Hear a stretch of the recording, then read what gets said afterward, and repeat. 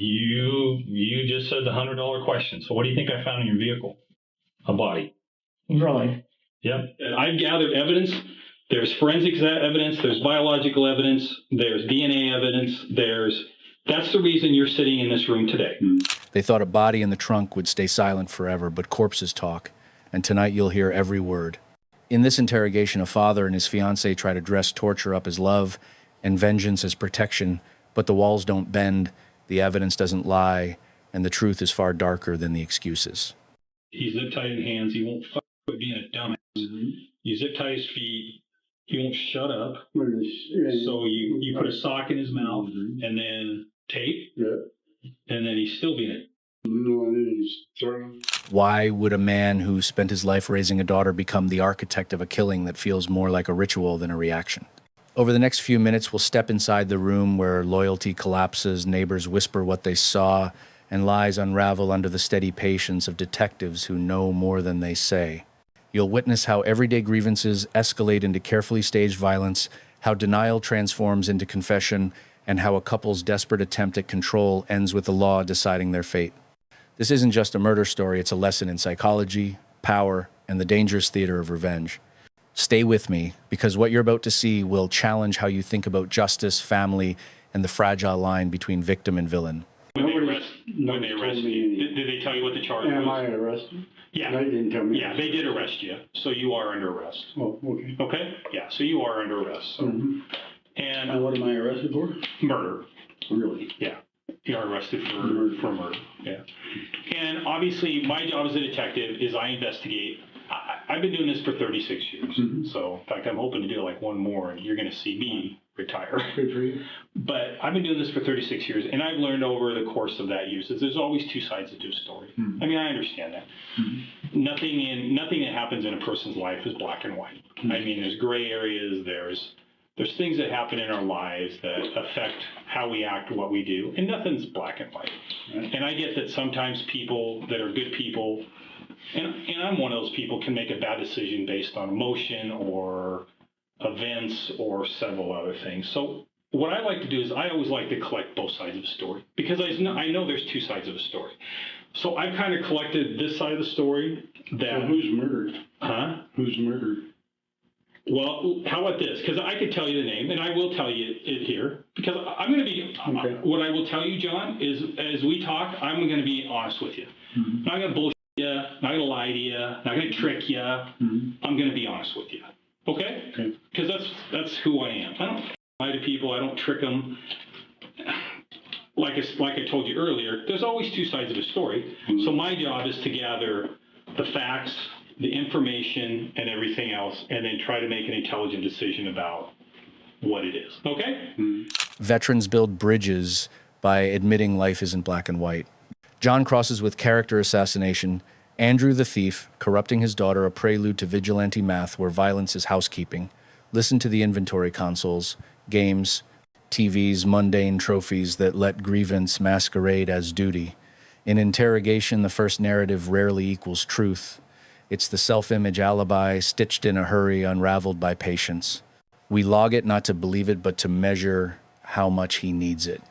So typically, before we bring somebody in the interview room, we know a lot of answers to the questions that we ask. So we're looking, when we ask people questions, to see, okay, are they telling the truth about the information that they're giving us? Because I already know the answers to a lot of questions. Okay? Because I got called out the night before. Are you trying to trick me? No, I'm not. I will never trick you. I will promise you that. I'm going to tell you exactly what happened. Okay? Oh, really? Yep. I'm not here to trick you. Okay? And you said this was her boyfriend?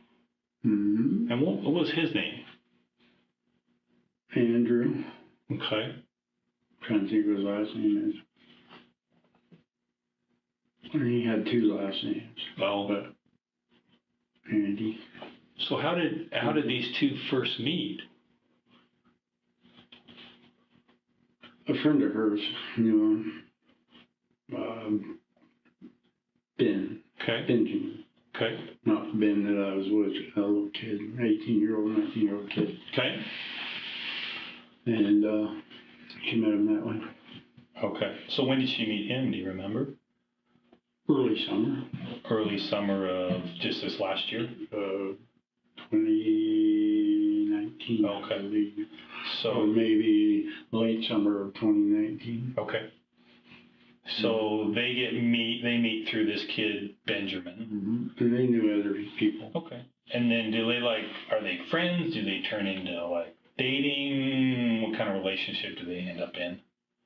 Kind of like they were buds kicking around, you know. Okay. I think the boys at some point or whatever. Right. They were robbing me blind, you know, and I kept looking at them and I was going, I said, you know, if it wasn't for my daughter, I'd be beating your ass right now. Right. So were they both stealing from you, or your She was daughter? allowing it. She was allowing it? Taking him into my house.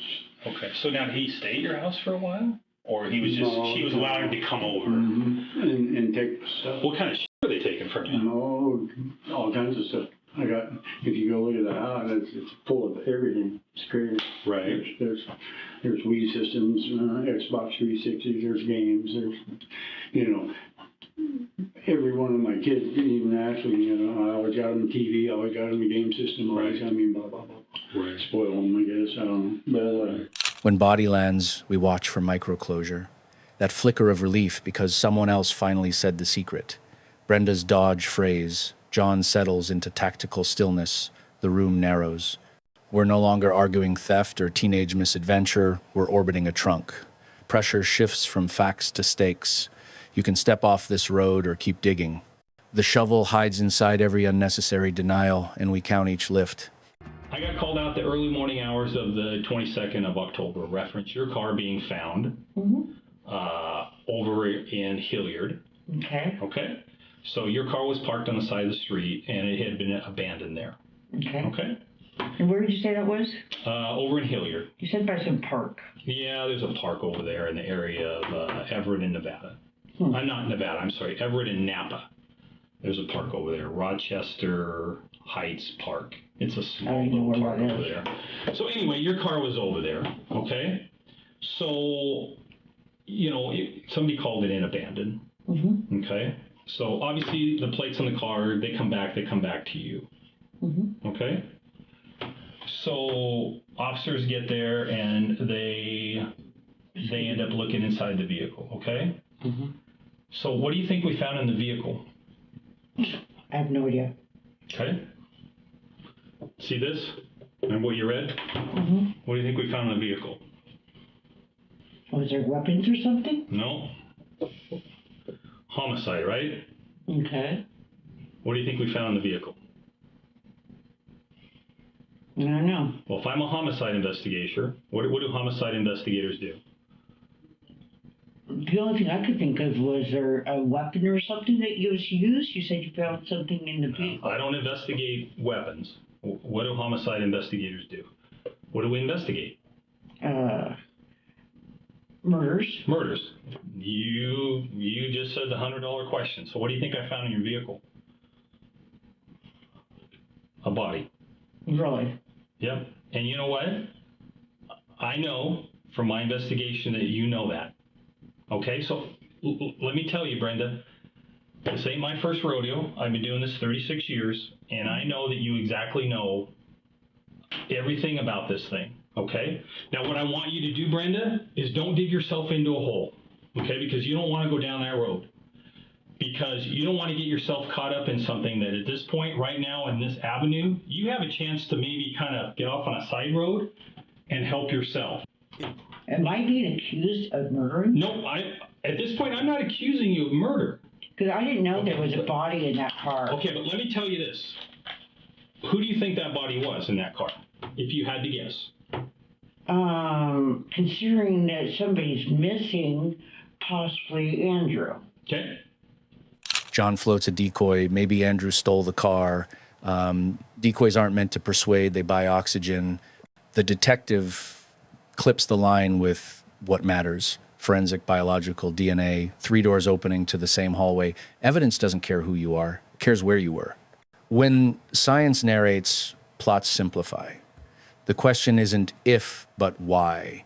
And that's where people confess without meaning to filling the silence with motives they wish were Say, defenses. did you contact him? Did you try to talk to him? Did something happen? Was he a smug I'd little, like to. was he like a smug little punk? No, but I'm thinking You know? he stole that goddamn car. You're thinking he stole what car? That Honda. The Honda? Okay. Must have.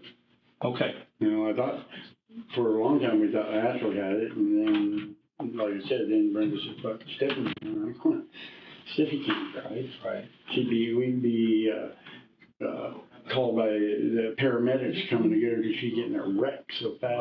Right. You know, night times, what, Right. whoa. Right. No, I've driven with her, tried to, and said, pull over. No. Well, John, you know as well as I do, this is not about him stealing that car. Okay, you know that, I know that.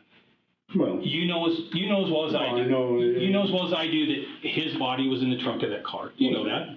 You know that. And you know, like I said, I've gathered evidence. There's forensics evidence. There's biological evidence. There's DNA evidence. That's the reason you're sitting in this room today. Then the moral lure. A father pushed past reason by alleged trafficking of his daughter. It's an empathic bridge with a trapdoor, an invitation to explain the unforgivable as inevitable.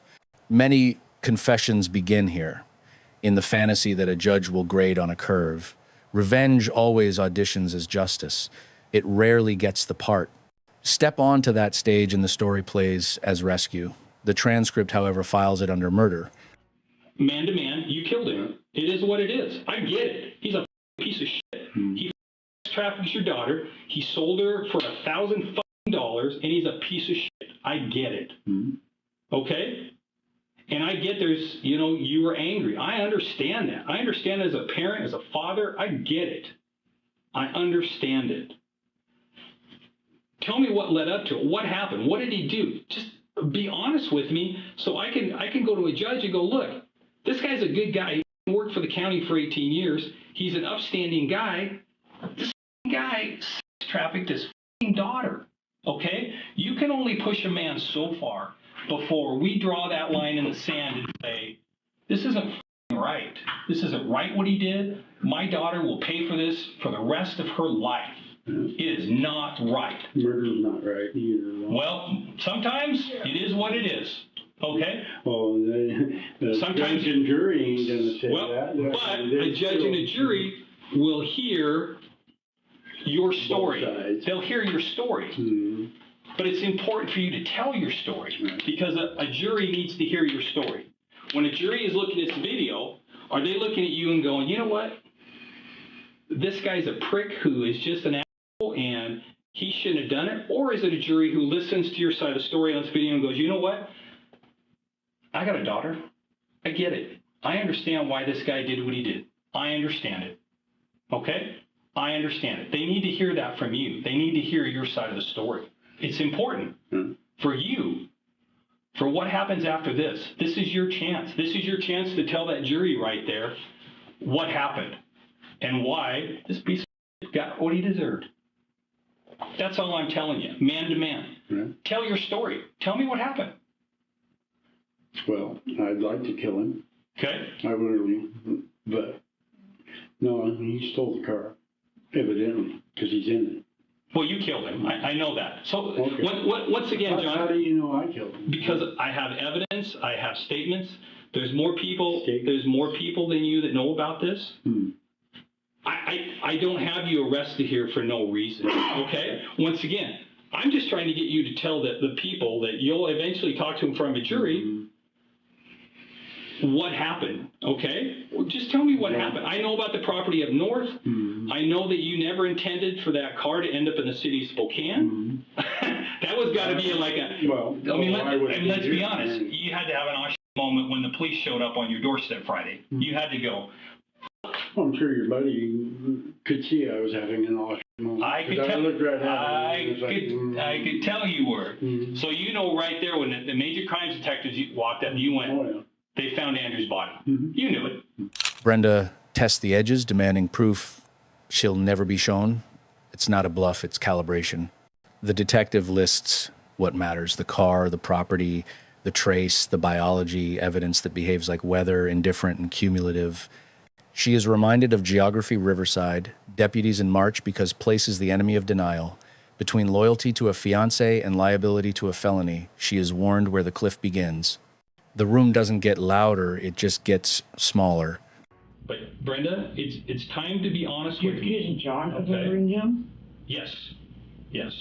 And what knowledge do you have of that? Okay. I'm not going to give you all what I have, okay? You want me to give you information, but you won't tell me anything? Well, because you have to understand, the problem is, this is the problem. If I sit here and tell you what I know, right, then, like I told you before, the reason I ask questions is to just verify that what you tell me is either you're telling me the truth or you're not.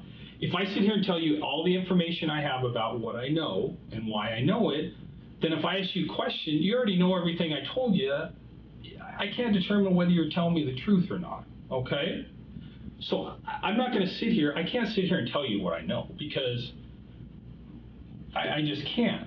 But I'm trying to help you here. I really am, because I'm just trying to figure out, I get it. I get how angry John had to be. I understand as a father. I understand that this father did things to your daughter that no human being is supposed to do to daddy's girl. And I understand why your husband was angry. And I understand why he did what he did.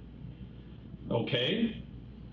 But you need to be honest with me about what you know about this, okay? I know the car belongs to you. I know where the car was parked, where it sat. I know the names. I know the property where it was at. I know all these things, okay? I've been to the property where it was at.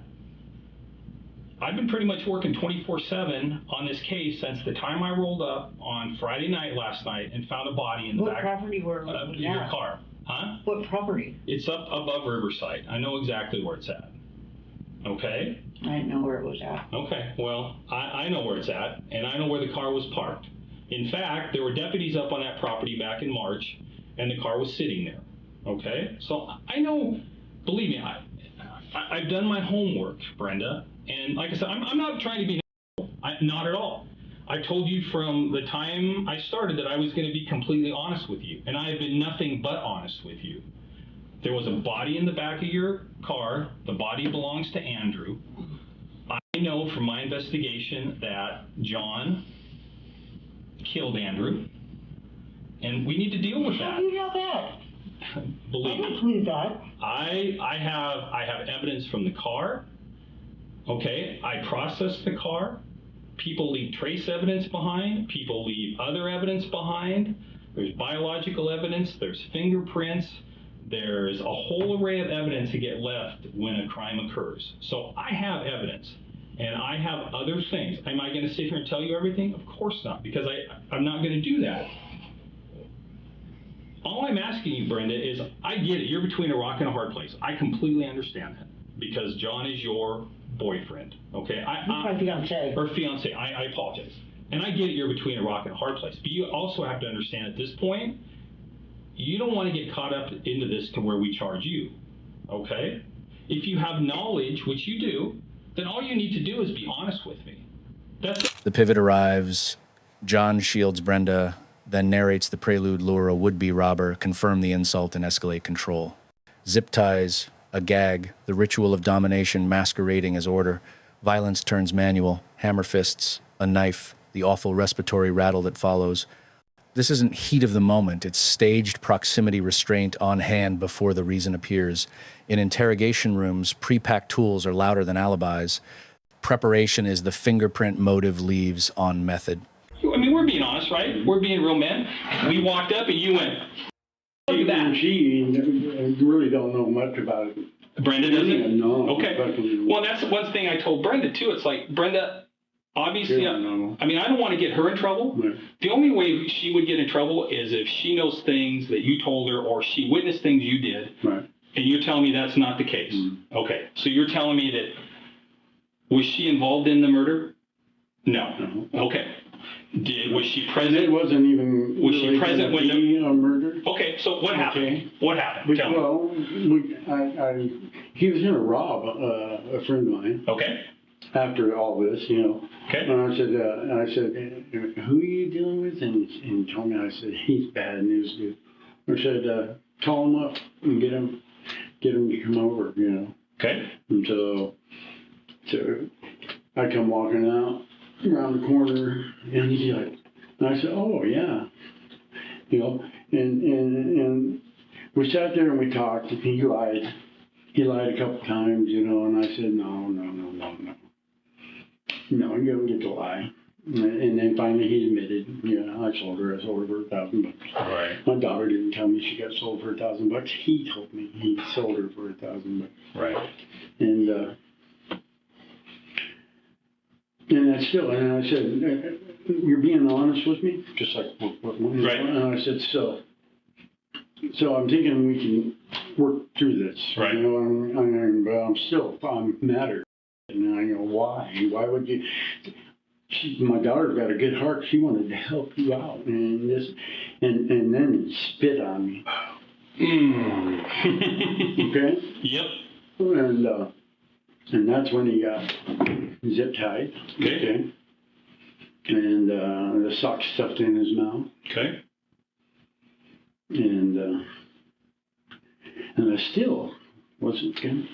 And that son of a, I could get down here, and he said no. And I went to grab him, and he come flying down and doing a headbutt. And then I lost my cool. Right. I went from beating on, and my hands hurt so bad, and I'm doing hammer fist, and then I took a knife out, stabbed him. I don't know how many times, it's quite a bit, because he kept breathing and moving. Then it's like, whoa, you know, you hear that noise. Right. It's like, oh God. You know, it's horrible. Right. Logistics on spool, trunk transport, Airway Heights is the scene, the Honda as hearse, home as intermission. He chooses a resting place that blends another dead car beside a dead boy, then removes the battery to keep it still. This is not chaos, it's choreography. Offenders often believe the ordinary will hide the obscene, but ordinary is what police are best at reading. When the path of disposal mirrors the path of planning, intent stops whispering and starts signing its name. Back with me driving it. Okay. He was in the trunk then. Oh, he was in the trunk of the Honda. Mm-hmm. Okay. And then I took off with it. Okay. And then she just, where are you? Get your ass. And I didn't want to tell her. No, understandably. So, Right. so yeah, I mean, so. But yeah, no, I did it. All right. Mm-hmm. I'm not proud of it, Right. you know. Well, he pushed you. And he's an idiot because he was gonna live. Right. I mean, I would have probably beat his ass. I would have untied him Right. and let him swing Right. and try to, you know, fucking stupid kid. Right. You know, just everything. You know, I'm trying to be cool with him, and then he ends up just being a jackass. Right. Like, are you kidding me? Right. So did this happen then at your house? Mm-hmm. No, up at the property? Mm-hmm. Where did it happen at? Airway Heights. Airway Heights. Okay. Down near Airway Heights. Mm-hmm. Okay. And when did it happen? Do you remember the date or close No, I think it was November. of last year? Mm-hmm. Okay. Mm-hmm. Okay. It's been about a year. Okay. So you put him in the trunk of the. So it happened down at Airway Heights, Mm-hmm. and then you put him in the trunk of the car out there, Mm-hmm. and then where did you drive the car to? My house. To your house? Like I said, he'd be Okay. holding go, and he'd be more than happy to Okay. show you all his little trinkets and. But anyway. Okay. Yeah. So then you drive home. She's pissed off because where the fuck you been? Right. But everything's cool and everything. Right. It's like whatever, and then I got rid of the car. Okay. Where'd you take the car to? Or by Miller's one stop up north. Okay. Is that Mr. Pierce's property? I don't know who's it is. Mark Pierce. Oh, okay. What's Some old guy, but, yeah? but It's probably the same guy. What's on? Let's put it this way. there was a bus. Yeah, we were at the property the other day. So, how come you chose up there? Did you? I knew there was another car that was parked that was broke down. And Okay. I knew somebody, and they told me about that, and I said, well, then that car looked just fine sitting there. Oh, so it didn't look out of place. Mhm. Okay. Mhm. So you parked it there like clear back in November? Okay. I'm wondering, we were kind of theorizing. I'm wondering if somebody was out there and just needed a fucking ride and decided, Hey, this. put a battery in it. Well, was there no battery in it? Oh, did you take the battery out? Oh, when you dumped it? Back with Brenda, the detective reframes knowledge equals exposure. She argues pain and parental failure in the abstract, but the case breathes concrete names, places, the trunk's inventory of truth. Sympathy is acknowledged, not deputized. The moral of vigilantism travels badly in evidence bags. By now, the narrative has settled, a grievance curated into a killing, domesticated by justification, betrayed by detail. In Spokane, October air carries more than fall. Sometimes it carries the end of a story. Well, you may not know it was in the car, but you know that John killed him, and I know you know that. So I'm just Why saying. Why would you say that I know that? Because I've talked to a whole bunch of people. This wasn't a secret that was well kept amongst some people. So all I'm saying is, just be honest with me. I mean, look at this. Do you not think that Andrew's a piece of shit, I get it. But in the eyes of God and the eyes of everything else, we have to make this right for whatever happened. And there's mitigating circumstances. And I'm going to talk to John, okay? And I will ask John. I mean, I get it. I get the anger. I get what he did to his daughter. I can understand that stuff, okay? I can understand that as a father. I don't think you do. As a father. I don't think you do unless you've had that walking his steps or my steps. Would you understand that? Well, to have your daughter tell you exactly what she told us, right. And there's nobody was doing nothing for her, No, for anybody. Well, and I guess you're right. I guess the only thing I can tell you. And why haven't there been any follow-up? Well, it sounds like what you told me was, it's because Stephanie, I don't know. I understand. We made the initial complaint. Okay. Yeah. Right, and then never got contacted? No. Okay, that's bullshit. I agree. Yeah, you think so? No, I'm totally with you. I didn't know about it. Then how come I've never seen you mark down Jones? Ever. Okay. Mark down Jones. Who's Jones? Well, you tell me. Well, that's something I will look into. Please do, and I want to know. Okay, and I will. That's my plan. Yeah. Because I might have a lawsuit going on, okay? Okay. Because there has been nobody helping my daughter, and then she ended up down in California and got again. Right. Brenda leans on outrage the way some people lean on furniture to stay upright. The grievance is familiar, no help for her daughter, a system asleep at the switch, yet what surfaces is pride, not grief. Neighbors recall a different soundtrack, and Andrew's autism makes the math crueler, not cleaner. In rooms like this, moral thunder is often a mask for practical fear. The detective lets it rumble, then redirects to topography, who was where and when, because place tends to argue better than people. Okay, were his feet zip-tied at that point, too? No, not at that. Not at that point, okay. So after you leave with him in the car... No. No? Oh, no. No, I got him right there, because when he comes flying headbutting at me, right, it's on and cracking. Gotcha. And then I'm trying to stuff him in the trunk, and then he throws his feet out at me, and then that's when I grabbed his feet and zip-tied him, and I said, no. Gotcha. No. I said, you're being stupid, and then he comes lunging out, and it's like, that guy is a idiot. Right.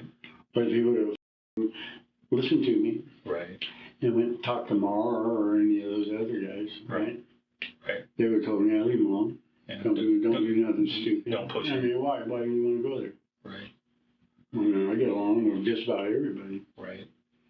But you want to come doing stupid shit, I'm not running. Yeah, no, I get it. Mm-hmm.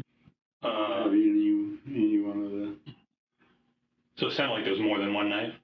No, this is just that one. Just the one, okay. Okay. So that occurred in the trunk then? That occurred in the trunk is where you stabbed him? Okay. And I know you said earlier quite a few times, but you're not sure the exact... 7, I think. 7. And where at about? Do you remember where you stabbed him? Right in the torso? Okay. Probably would have got a rib or two, I would think, also. Right. Okay. Same. I mean, I don't know. That knife made it feel like butter. It was the strangest feeling. Oh, really? God, horrible. Oh. Horrible. Gotcha. Yeah. Okay. So the people that out there in Airway Heights? I knew nothing Minnie, about what did they was see going what on. happened outside at all? No. So all that happened outside, Back behind their house. back behind their house. Mhm. So the initial discussion, when he first saw you, that was inside the house where he went. John rewinds the choreography. A shadow weight, a headbutt, the zip ties that appear from a back pocket like stage props. He says the plan wasn't murder, only a beating, yet the kit tape sock blade reads like a checklist. The trunk becomes a set, the cinder block an exclamation point before the knife turns punctuation into paragraphs. Offenders love to narrate escalation as if events slip their leash. Preparation keeps tugging the other way. Oh, no, you were waiting outside for him. Yeah, he never made it in. Oh, so he never got in. Oh, okay, so you were waiting for him outside. Did he drive out there, walk, or how did he get Yeah, there? somebody dropped him off. Oh, okay, so you just kind of stood in the shadows and waited? Mhm. Okay. And then you were saying earlier, your intention when you first went out there wasn't to kill him. Oh, hell no. Okay, okay. No, no. So what was I your was gonna intention? stop a robbery. You're going to stop the robbery, and then you And I wanted wanted to talk to to him. confront him. I wanted Okay. to beat his Okay, head. gotcha. Mhm. So when you put the zip And I tie, don't know if I can beat his maybe, Right. maybe not. Right. Right. so when you put the zip ties on, was your intention after you got the zip ties on was to beat his ass? No. No. Oh. No, yeah, we were still gonna, I was gonna let him. But Or did you put the zip ties? just so he wasn't hitting me while I was driving down the road. Oh. I Okay. wasn't gonna put him in the trunk. You weren't gonna what? I wasn't gonna put him in the trunk. Okay. He's gonna be riding. So were you planning to take him somewhere else to up fight to, then? yeah, and up at that park, Oh. Denver Park, whatever that. You were gonna go out there and kick his. Yeah, I was gonna go. That was your untie intention. him, and he's right by his house. Gotcha. So when we looked in the trunk of the car, there was a certain item back there. Obviously, there was the body, but then there was another item back there. It was, A concrete block. yes, what was the deal with that? I smashed him in the head with it Oh, okay. When did that, in the sequence of before I events, stabbed him. before you stabbed him? Where'd you hit him at? Just in the head? Okay. Did it knock him out, or was he still awake, or? Well, it knocked him out, Okay. but he was still breathing. Oh, okay. And then you started stabbing. Mm-hmm. Okay. So, and I'm sorry, like I said, these facts go in my mind a million places. As he's going in the trunk, he's already zip tied because he put his hands behind his back. And then did you zip tie his feet when he's outside the trunk, or after you got him in? And then you After I got him in. Then you zip Well, tied his feet. and he, because it was I wasn't planning on doing nothing. Right, He was right. supposed to be riding with me, and he's Right. doing all this stupid shit. Gotcha. And then he's lunging at me Right. with his feet. All right. Kicking, and I was like, gee, I'm gonna have to get zip tied because I have them in my back pocket. Right. Doubled them up, and then and there you go. Right. And I thought about just leaving him in there, Okay. and then he started kicking with the zip tie, striking out, Right. and it just escalated. Okay. Was the brick just already in the trunk then? Mm-hmm. Back to Brenda, where ethics is wielded like armor, morally, not criminally. She drags the badge for failing first. The detective concedes sympathy, but not jurisdiction. Knowledge is liability with laces on, too easy to tie oneself up. The boundary arrives as a sentence, not a shout. You can be charged. When loyalty is asked to testify, it tends to perjure common sense first. So I guess what I'm asking, Brenda, can we go in and can we have an honest conversation? I don't know anything. Okay, Brenda, you're not telling the truth, and I'm being completely honest with you, and I've been honest with So you. am I gonna be arrested because I don't know anything? No, what I'm telling you is you need to tell me the truth about what you do know, and you do know things, and I understand the anger that is, welled up inside you. I do understand that, and I I'm understand. sorry, I don't think John should be charged with anything. Well, John, I, in what you're talking about, correct me if I'm wrong, you're talking about morally, not criminally, based on morally, right? Is that what you're saying? Ethically, Ethically, right. Okay. especially when there was no cops that were there when we asked for help. Right. I know you have knowledge of what happened. I mean, I know that. And this is the problem, okay? You can technically be charged with So a, if John you can and technically I- be charged with a crime. So if John and I were married, would we still be facing this? Where you'd be asking me questions? Yes, I would still be asking you questions about what happened. Yes. You know what? I would go to jail for anything as long as my daughter was safe. Right. I would. Right. I was like, you know what? I really don't give a shit as long as my daughter is safe. Right. My daughter is not being sexually trafficked by some piece of scum Right. that sold my daughter for $1,000. Are you kidding me? I'm not saying I think he's a piece of too. For $1,000 for drugs, sold my daughter to trafficking rings. Disgusting. He's a piece I would go to jail for that again and again and again. And I don't really give a shit. That's my... I understand why John was f***ing pissed off. I completely understand it. I get it. Tell me the reasons. Tell me about his anger. Tell me so I can put this stuff down to try to help him. Tell me what happened. Did he confront him? Did Andrew say, F you? I don't give a f what I did to your daughter. Tell me what happened. Tell me what led up to this. So I can document this out to say, you know, this isn't a bad How man. do you know this it's is John. This is a man they got. How do you know it's John? I told you, I got notebooks full. I know it was your husband. That's not even in question. That's just hearsay. No, Does anybody have evidence? Oh, I got evidence. I've got evidence. Like I said, your husband's in custody right now, so I can guarantee you I have evidence. Otherwise, we don't arrest people if we don't have evidence. We can't do that. The reason your husband is under arrest is because I have evidence, okay? And your husband is going to be booked tonight for murder. But give me some ammunition over here to help him. What happened? Did Andrew piss him off? I need to speak to an attorney. Huh? I need to speak to an attorney. Okay. I'm sorry. Oh, that's okay. I wish I could help you, but I love John, and I'm not going. I didn't do nothing Okay. Well, that's to. I didn't do nothing to bring him arrested. okay. Well, that is entirely your right. Like I said, I haven't charged you with anything, I just know he's a good dad. and I He's been a good. I These get last 2 years have been hell. get it.